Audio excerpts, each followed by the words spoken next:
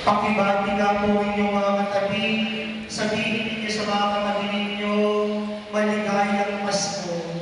Maligayang Pasko.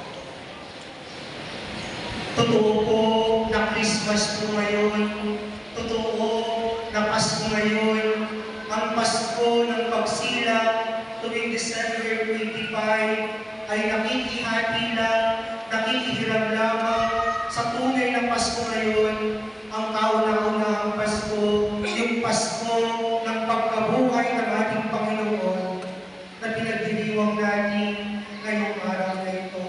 Ang sabi ko sa ating responsorial psalm, araw ngayon ng may kapal, magalak tayo, magdiwang.